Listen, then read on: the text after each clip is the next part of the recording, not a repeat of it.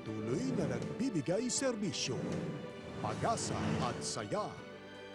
GMA Regional TV, kapuso ng bawat Pilipino.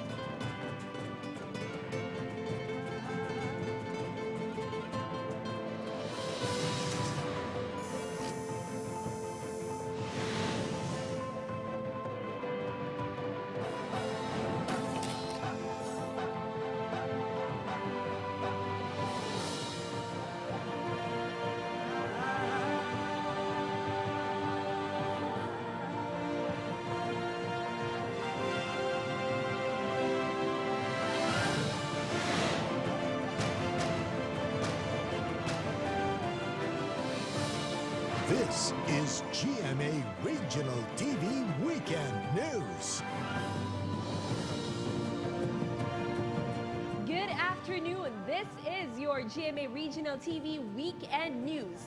The biggest, the latest as local news matters. Caitlin Revilla. Adrian Prietos. Zen Kilantang, broadcasting live from GMA Complex in Iloilo. We'd like to welcome our Kapuso viewers from Luzon, Visayas, and Mindanao. As well as our kababayans all over the world watching us through GMA Pinoy TV and GMA News TV International. This afternoon, we will be joined by GMA Regional TV correspondents Daryl Marie Sarmiento of One Western Visayas, Sheila Vergara Rubio from One Mindanao, and Russell Timorio of Balitang Amyanan.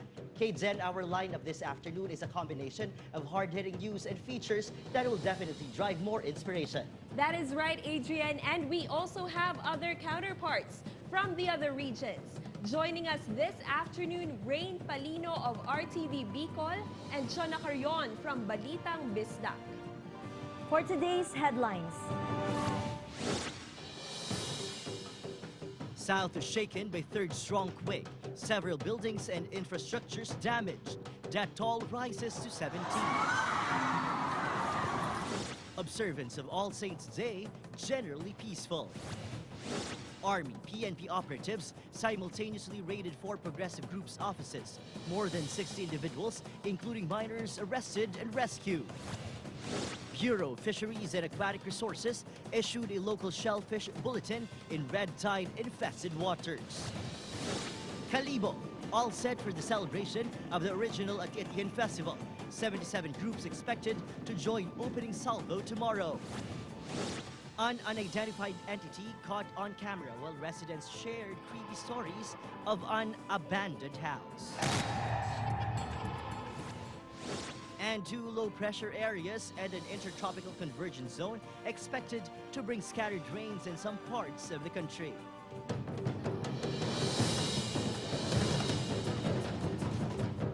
A magnitude 6.5 earthquake rocked Mindanao just 2 days after a strong tremor killed and hurt several people in the region. Several buildings and infrastructures damaged. RTV1 Mindanao correspondent Sheila Vergara Rubio has the details live. Sheila? Adrian, at least 17 people died and over 70 were injured after a series of earthquake rattled central and eastern Mindanao. 9 persons were injured but only 1 was rushed to the hospital when portions of Ecoland 4,000 residences partially collapsed after a magnitude 6.5 quake struck Davao City last Thursday, October 31 at around 9:11 a.m. The strong earthquake with its epicenter in Luna, North Cotabato aggravated the condominium building which was damaged in the previous October 29 earthquake. During the October 29 quake, the city engineer's office issued a notice of condemnation to the said condominium after they have inspected the building and found cracks in the structural columns. The city government sent 3 notices but some of the occupants defied the order. We keep on telling them na unstable yung building. Tapos may pumunta pa dito from the developer, sabi nila safe. Kanina pumutan lang kami to get our things tapos when it happened. The personnel from Central 911 immediately conducted a search and rescue operation but found no trapped occupants in their search from the rooftop to the 3rd floor. Mosulod ang boom sa ato ang Central 911 para mag-check sila sa dili sila makasulod because kung musulod sila and then mutandog sila og infra sa sulod basin samot siya ma-collapse. So diri sila sa kilid mo agi sa windows. Philippine Coast Guard's cadaver dogs have also searched the 2nd floor, which is wedged between the collapsed ground floor.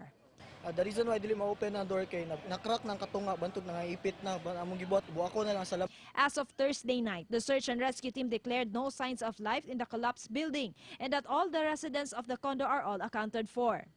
They have also marked the gate with a no entry danger zone sign. Meanwhile, Barangay Captain Cesar Bangot of Barangay Batasan in Makilala, Cotabato Province died during the quake last Thursday when the beam of the barangay hall where he was holding office collapsed and fell on his back. The municipality of Makilala is one of the most badly hit by the series of earthquakes this week. The Makilala local government is asking for help for the affected residents. Officials said that the affected residents need tents, water, food, safety kits, utensils, and clothing. In Kidapawan City, also in Cotabato Province, the Evas Hotel nearly collapsed following Thursday's quake. The building was already abandoned after it was given a notice of condemnation following the previous October 29 tremor. In Magsaysay, Davao del Sur, the municipal hall, which was already damaged from the October 16 tremor, was severely ravaged during the October 29 quake, causing the building to almost collapse. The town sits just next to Tulunan, which is the epicenter of the magnitude 6.6 quake. Meanwhile, Felcri Centralo, located at Quimpo Boulevard in Davao City, also acquired major visible cracks in its building, particularly on its exterior walls. Workers of the call center company inside the said mall were rescued by the responders of Central 911 after some of them fainted during the quake while others were hit by falling objects inside. Adrian, since last night until today, earthquakes occur from time to time here in the city and other areas of Mindanao. According to the advisory of PHIVOX, a magnitude 3.3 earthquake occurred in Sarangani, Davao Occidental at 12:36 p.m., magnitude 2.3 in Tulunan, North Cotabato at 4:37 p.m., and magnitude 2.4 in Makilala, Cotabato at 4:19 p.m. Adrian. Live from Davao City, thank you, Sheila. The Office of Civil Defense Region 6 is closely monitoring 4 fault lines in western Visayas after a series of earthquakes hit Mindanao. The most active of these 4 fault lines are the West Panay Fault, which stretches more than 90 kilometers along central Panay and southern Iloilo, and the Negros Trench. The 2 other active fault lines in the region are the Central Negros Fault and the Tablas Fault. The Philippine Institute of Volcanology and Seismology recently lowered the alert level in Mount Canlaon from alert level 1 to 0. The Office of Civil Defense Region 6 is closely coordinating with PHIVOX for updates while reminding the public to be on alert. We are closely coordinating with our local government units to really enhance their preparedness in terms of earthquake.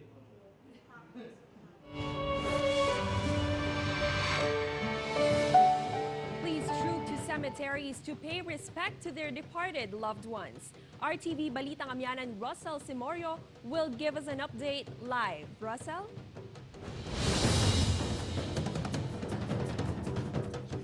Thousands of visitors flocked to different public cemeteries in across the country to visit their departed loved ones on Friday, All Saints' Day. In Pangasinan, visitors of the Mangaldan Public Cemetery were subjected to a baggage check by authorities. Sharp objects and bladed weapons were confiscated. In Alaminos City, All Saints' Day situationaries at the public cemetery can be viewed online via live streaming, a project of the local government. Nakalive po tayo sa YouTube, tapos sa Facebook page po ng Alaminos City, Pangasinan. Nilalagay din po namin doon yung link po ng live streaming. In Dagupan City, the observance of All Saints' Day was generally peaceful according to city police. Yung mga gustong bumisita sa ating mga sementeryo ay nagawa na nila. Kaya napaaga na po, no? In Santo Domingo, Ilocos Sur, moderate traffic along major thoroughfares was recorded due to the large number of visitors going in and out of the public cemetery. In Lapu-Lapu City, the local chief executive led the inspection of the Catholic cemetery. Officials in Talisay City went around also to major cemeteries in the city to conduct inspection. The series of quakes in Davao City did not dampen the desire of the people to visit their departed loved ones in observance of the All Saints' Day. Together with her 2 grandchildren, Saturnina Baluran visited the grave of her husband early morning yesterday as part of Filipino tradition to offer prayers for the dead during this time of the year. In Cagayan de Oro City, a special traffic scheme is being implemented by the Roads and Traffic Administration, especially at the city's biggest cemetery in Bolonsori, Barangay Kamaman-an. Security was also tightened within the premises. Police Regional Office 6 says there are no Ondas-related incidents and crimes that happen in Western Visayas. Forbidden items such as cigarettes and bladed items were confiscated from visitors. Help desks were also deployed in terminals and ports. Families visiting their departed loved ones also flocked to cemeteries in Bacolod City. Flying of drones were also prohibited in cemeteries. Kate, no major untoward incidents was reported in different public cemeteries here in Pangasinan. The Pangasinan Police Provincial Office also extend its gratitude to the public for their cooperation in maintaining discipline in the cemeteries. Back to you, Kate. Thank you, Russell Simorio, live from Dagupan City. A fake cemetery of investment schemes became an instant attraction in Davao City. In Lapu-Lapu City, Cebu, an old cemetery seems to have been forgotten through time, while in Baguio City, there is a burial ground for negativity. Jandy Estaban has the details. To those who fell prey to investment scams, it is best to bury the bad memories to oblivion to avoid stress. Just like what the employees of a furniture shop in Davao City did. They created a scammer's cemetery in a vacant lot in Barangay Comunal, Buhangin District. Crosses were mounted. Names of investment companies like Titan, Everarm, and Juggle Marketing were engraved. But for Kappa Ministry, wake is still ongoing as burial is scheduled later today. This scammer's cemetery is one of the city's attraction this Halloween season. Upat ka adlaw na mo ni na buhat niya. Gibuhat na mo ni kay lingaw-lingaw lang. Yan, trending man pod ang kapa, daghan pod na scam mo to among gibuhatan og mga kuan dia kay daghan man pod makarelate ana. In Lapu-Lapu City, Cebu, the oldest cemetery in the city has apparently been forgotten. What remains now is a portion of its perimeter fence and the ark. Most parts of the old cemetery is now covered with plants and weeds. Buried in the cemetery were the old local residents, called Oponganons. Matag kilikili sa bahay, kuan man ni sara reklamo man sa una. Kay hadlok lagi minteriyo man. Mao to nga di-transfer lang to. In Camp John Hay, Baguio City, the cemetery of negativism is popular among tourists this All Saints and All Souls Day. The place is a symbolic site for burying all kinds of negativity, whether it be thoughts, emotions, or attitude. Ang mga tao kasi parang meron tayong tendency na magbaon ng mga sama ng loob sa atin. And in a way, parang nakakatulong din na maglabas ng sama ng loob dito para malesen yung burden sa atin. I am John D. Esteban for GMA Regional TV.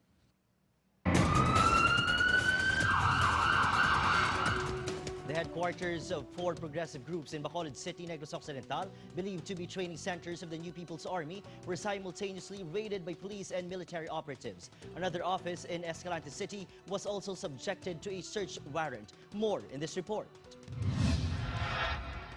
More than 60 individuals believed to be members of the New People's Army, including minors and women, were rescued in a simultaneous joint operation of the CIDG Region 6, Provincial Police, and the Philippine Army. 4 search warrants granted the operatives the right to swoop down on the offices of Bayan Muna and Kilusang Mayo Uno in Barangay Bata, the local headquarters of Gabriela in the same barangay, the NFSW office in Taculing, and an office in Barangay 33 has also been raided. On Friday morning, another office in Escalante City, Northern Negros, was searched. And illegal activities inside with the illegal war materials and their possession. Yun naman talaga ang pinaka-basis. Though we have also reports na ito ay product ng efforts ng New People's Army. According to the Army, the miners are trained to become child warriors who play significant roles in the anti-government agenda of the rebel group. We believe na hindi pa naman talaga tuluyang sumasampa sa pakikibaka ng New People's Army. These individuals were not allowed to be interviewed by the media, but Butch Luzande, Secretary General of the NFSW, said that weapons were planted by the operatives. Yung pakadto ko to nila sa balay, may isa naka pusil ang ara sa amon supa. Nga gagin planted nila. The military thinks of the operation is a big blow against progressive groups who stand as legal fronts of the NPA. The rescued miners were placed under custody of the Department of Social Welfare and Development. The operation seized high-powered firearms and IEDs. Progressive groups have rallied in social media to release their members and have expressed fear in the government involvement in pushing for the crackdown of progressive organizations. Together with cameraman Reynald Castillo, I am Adrian Prietos for GMA Regional TV. Following the ambush of Clarin Misamis Occidental Mayor David Navarro, a police official was relieved from her post. Shona Carrion of GMA Regional TV Balitang Bisdak will give us the latest update in the Navarro Slay case live. Shona? Less than 6 months since being assigned as Cebu City Police Chief, Colonel Gemma Venluan has been relieved from her post. The order of PRO7 Director Brigadier General Valeriano de Leon was handed down less than a week after Clarin Misamis Occidental Mayor David Navarro was killed. Navarro, who was on board a police car, was ambushed while on his way to the prosecutor's office. The slain mayor was arrested for assaulting a massage therapist. In fact, I already relieved the city director, administrative, to pave the way of impartial investigation. Colonel Venluan has been reassigned to the regional holding unit and said she's open to an investigation. Colonel Giovanni Maynes, the Deputy Regional Director for Operation of the Central Visayas Police, took over Venluan's post. On Monday, President Rodrigo Duterte directed the NBI Region 7 to take over the investigation. We consider this case as a command case, and therefore it's not only the regional office that will be conducting the investigation, but it will be assisted by the 2 district offices, Dumaguete and Bohol District Office. And if there is a need for Manila to send additional agents to augment or assist our regional office, we will do so. To date, NBI Region 7 secured CCTV footage which may aid in their probe. Patutukan natin yung mga CCTV recording para pa-trace natin yung actual na pangyayari, bago nangyari, yung mga sinakyan ng mga biktima, saka ng suspect, saan nanggaling, at after the shooting incident, saan na pumunta. The NBI intends to conduct their own reenactment of the October 25 incident. Yes, Adrian, the NBI plans to summon the Cebu City policemen who were then assigned to secure Mayor David Navarro. Adrian. Live from Cebu City, thank you, Chona. The international airports of Cebu and Iloilo are among the best in Asia, according to a survey by travel website Sleeping in Airports. Among 20 best airports in Asia, the website ranked Mactan Cebu International Airport 16th and Iloilo International Airport on the 18th spot. Every October, the travel website releases the list of best and worst airports based on travelers' experience, such as airport services and facilities, food options, customer service, cleanliness, and sleepability. Iloilo International Airport management is happy with the recognition, but said there are still areas for improvement, including facilities and security measures.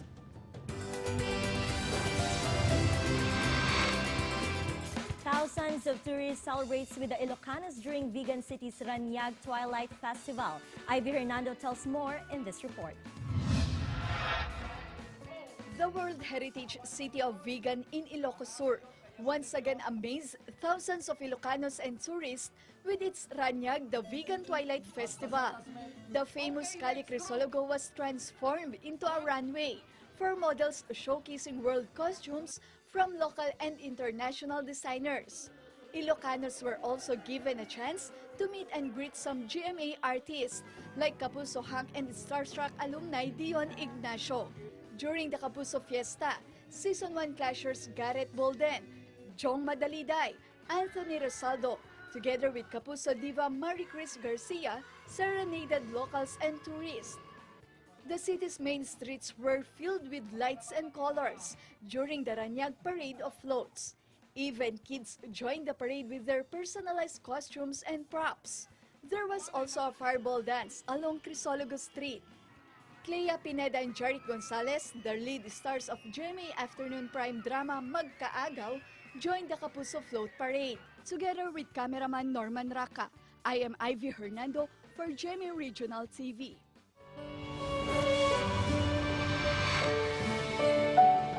President Rodrigo Duterte went home to Davao City to pay respect to his departed parents, while Vice President Leni Robredo also visited her loved one's grave in Naga City. Rain Palino will give us the details live. Rain?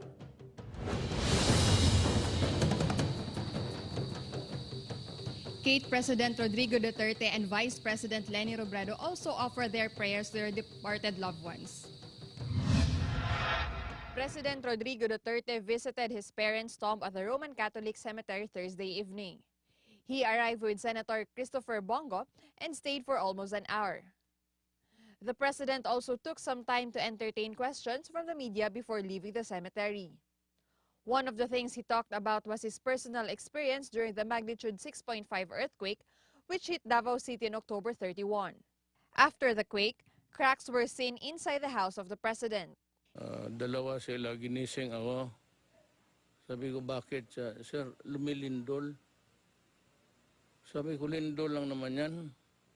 Pero nag-upo sila nung medyo lumakas. Gusto nila tumindig, ako lumas. Ako, ay, para lindo lang. Wala yan. In Naga City, the legacy of former DILG Secretary Jessie Robredo continues to be remembered. Vice President Leni Robredo also visited her late husband's tomb, together with daughters Aika and Trisha. The Vice President said that she is overwhelmed by the Bicolanos' show of respect to her late husband. Marami pa din nagmamahal sa kanya kahit papano. Parang source of comfort yung para sa amin. Naalala ko lahat na sementeryo dito sa Naga, iniikot namin. Iniikot namin mula umaga hanggang gabi. Pero nung namatay siya noong 2012, 7 years ago, naiba kasi halos lahat na oras andito na kami. VP Leni also visited the graves of her father and in-laws beside the grave of her husband. Former Senator Raul Roco was also visited by some supporters in the nearby cemetery.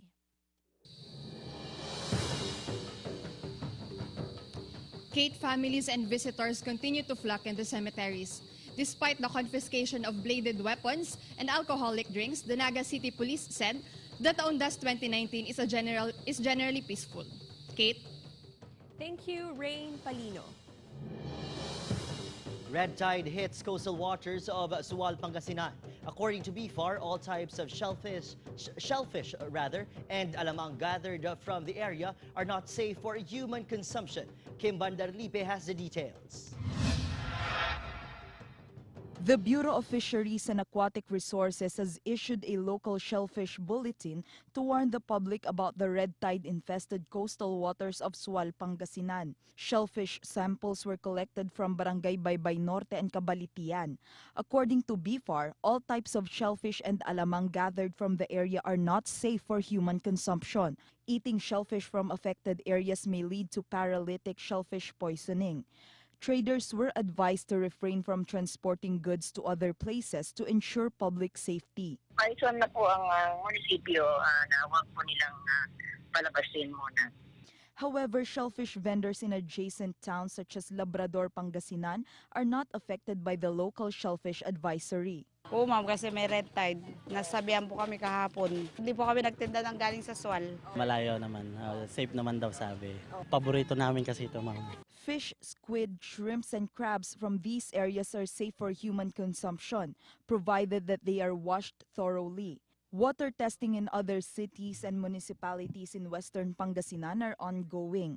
Aside from Sual, BIFAR has also declared the following areas positive for red tide: Puerto Princesa City, Palawan; Dawis and Tagbilaran City in Bohol; Irong-Irong, San Pedro and Silanga Bays in Samar; coastal waters of Pampanga; coastal waters of Bataan, particularly in Mariveles, Limay, Orion, Pilar, Balanga, Hermosa, Orani, Abukay, and Samal. Pag ganyan po na may mga red tide, na-advisean po lahat ng mga munisipyo within the nearby areas na tingnan po lahat ng ating mga market. I am Kim Bandarlipe for GMA Regional TV. Let's check the latest weather forecast this weekend from Pag-asa Netherlands sa Letrero. Good day everyone, and here's our weather update for today. We are monitoring 2 low pressure areas within the Philippine area of responsibility, and as of this morning, 1 LPA is estimated to be located at 135 kilometers east of Surigao City, Surigao del Norte. This LPA has a low chance of developing into a tropical cyclone and may dissipate within the next 24 to 48 hours as it approaches the landmass area. Meanwhile, another LPA is estimated at 185 kilometers west of Dipolog City, Zamboanga del Norte. This LPA is expected to cross Palawan area, and as of this time, it also has a low chance of developing into a tropical cyclone. Both these LPAs, which are embedded in the Intertropical Convergence Zone or ITCZ, are bringing cloudy skies with scattered rain showers and thunderstorms over central Luzon, Metro Manila, southern Luzon, the whole of Visayas, Caraga region, northern Mindanao, and Zamboanga Peninsula. For more weather update, visit our Pag-asa website at bagong.pagasa.dost.gov.ph and also check out our social media accounts in Facebook, Twitter, and YouTube. And that's our weather update for today. Reporting from Pag-asa, Visayas in Mactan, this is Netherlands sa Letrero. Have a good day.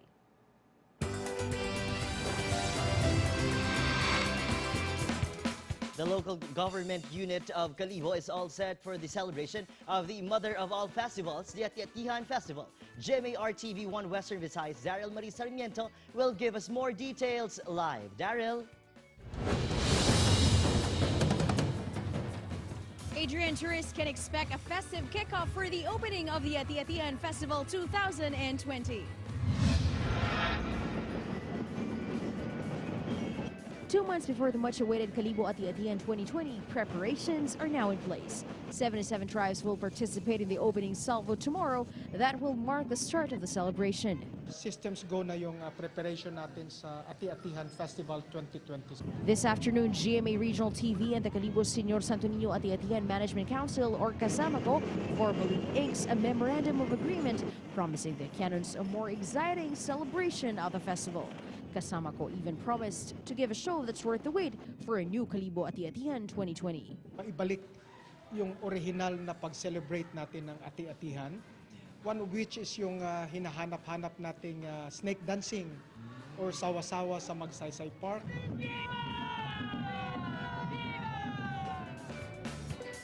Adrian Capuso, Total Heartthrob, and the Clashmaster Raver Crews will also be joining for this evening's celebration. And of course, GMA Regional TV prepared some activities and games for the Atiahanons. And just to clarify, the MOA sighting will be held this evening. Adrian. Live from Kalibo Aklan. Thank you, Daryl.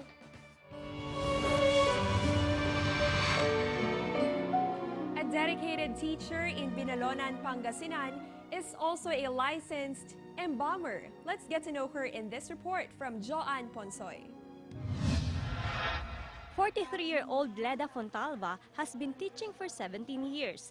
She is loved by her pupils because of her dedication and passion. She has a bachelor degree in elementary education and is currently teaches in Binalonan, Pangasinan. Ako po ay nagtuturo ng grade 2. Ito po yung profession ko kasi naibibigay ko or na-share ko din yung kaalaman ko sa mga bata at ito din yung profesyon ng mama ko na namana ko na rin.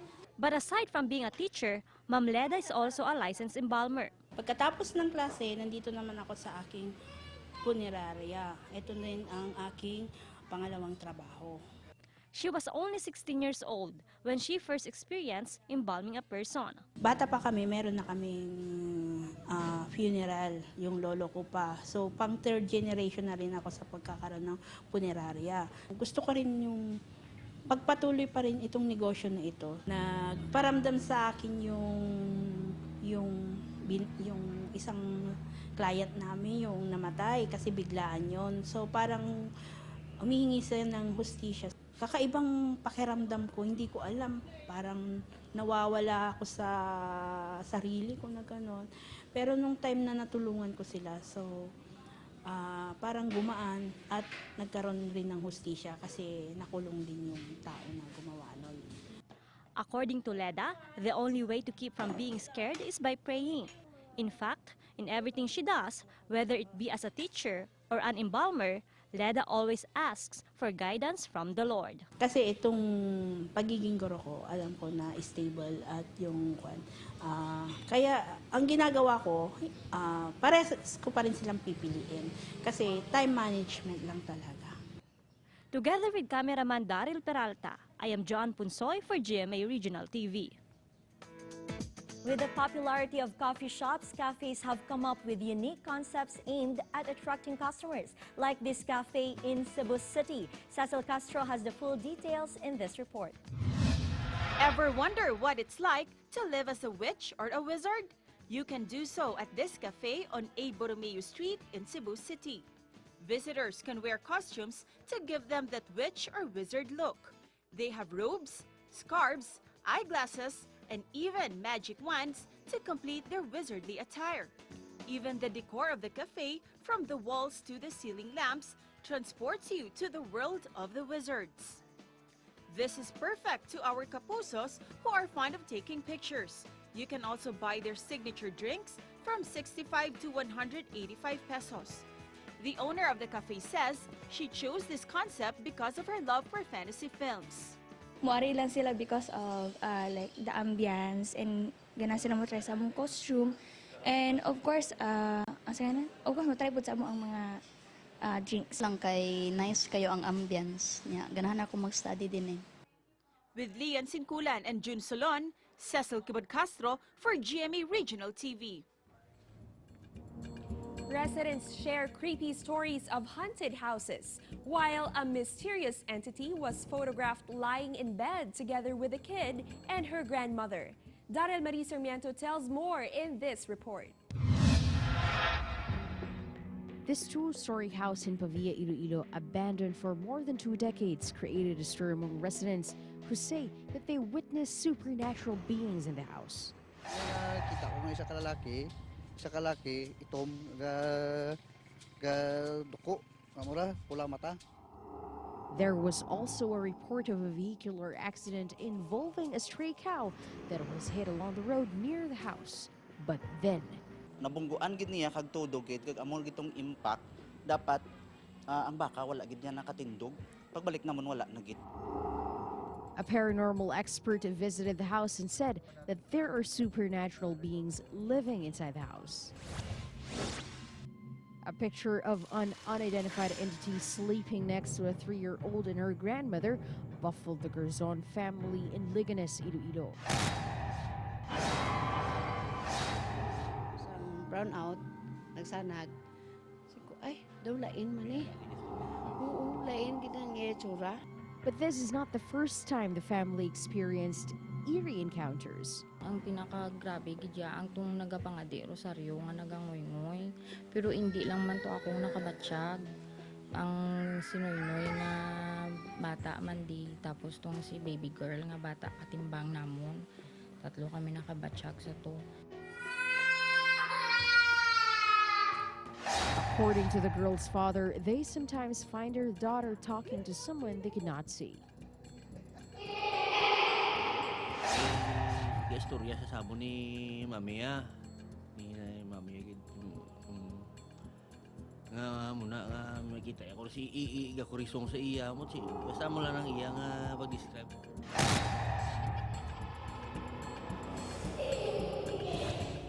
Silay City is home to many architectural wonders, such as this Art Deco structure called the Boat House that is said to have been built between 1930s to 1950s. The boat house was abandoned 10 years ago. Rani shares that each corner of the house is inhabited by disembodied spirits. The caretaker even showed a horrifying image to prove his point. Pag picture ko, picturean ko man ang balay sa piyak. Tanaw ko mong picture. Kasi ko daw hindi amuaw. Rani calls on the non-believers to test their courage and visit the boathouse for themselves.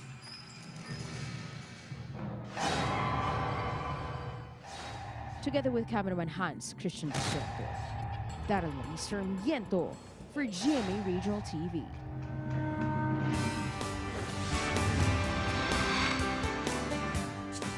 For those who are still looking for a place to spend their weekend, we'll take you to the province where the mountains meet the sea.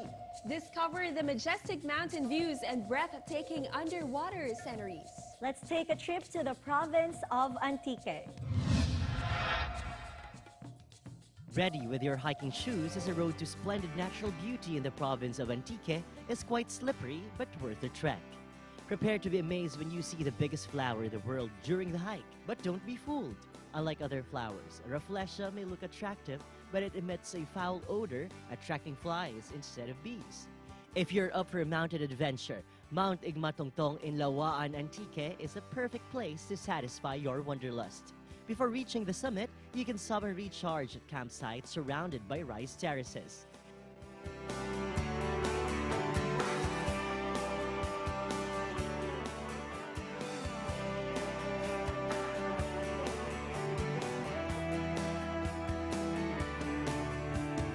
Reaching the top of Mount Igmatongtong, one would realize that Antique is beyond compare.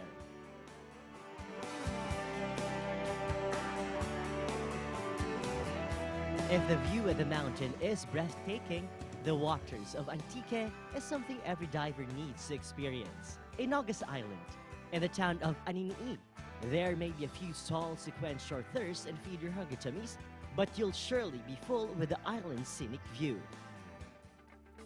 The white sand is superb. Its crystal clear water offers more than just its cool feels.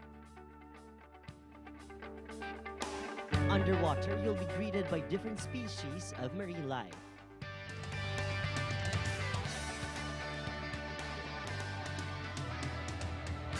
For Instagram-worthy photos, you can visit the infamous Kalachuchi pathway leading to the island's lighthouse. At the top of the mountain or underwater, the province of Antique proves that it is a place where the mountains meet the sea. Adrian Prietos for GMA Regional TV. Wow, Kate Zen, look at that with the kind of myriad of flora and fauna that Antique offers to its visitors. I'm prompted to, visit Antique right now. Adrian, while watching the feature story, it makes me want to go home. I am really, really proud of my hometown. Ruhay.